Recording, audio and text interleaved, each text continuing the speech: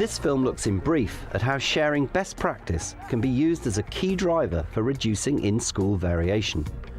At South Dartmoor Community College, one of the English teachers is giving a seminar for the ICT department on Socratic dialogue. Dialogic teaching is a way that we feel we can enable students to use talk to deepen their learning and their understanding.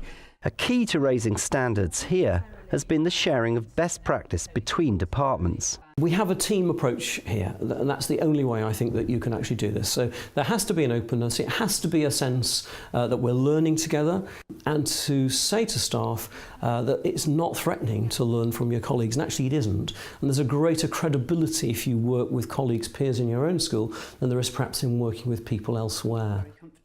Socratic dialogue involves asking questions that require evidence-based answers.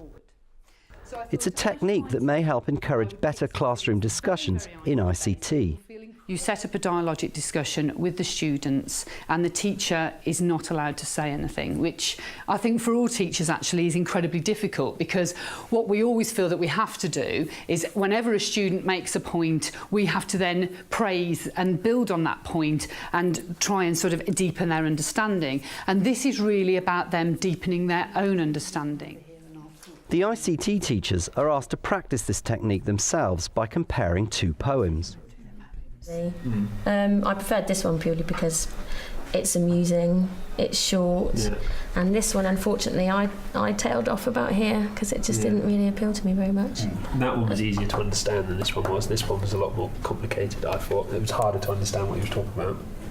So how could this technique be used in ICT lessons? So Key Stage 4, when we look at ICT, effects of ICT on society, normally we kind of have a look how ICT has affected society in different ways, but you could change it and say a question, for example, has ICT affected society in a positive way?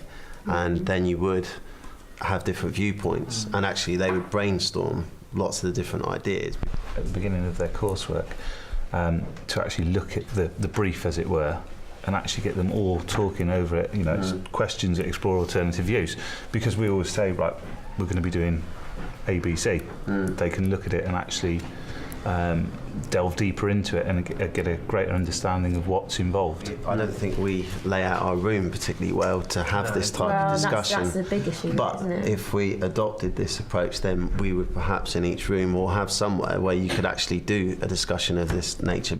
It's a clear, structured format, Socratic and dialogic talk. It gives teachers the skills they need to actually get children talking in classrooms. When it was used a few months ago by our PE and science staff, they felt very much more confident about encouraging group discussion than they had done previously.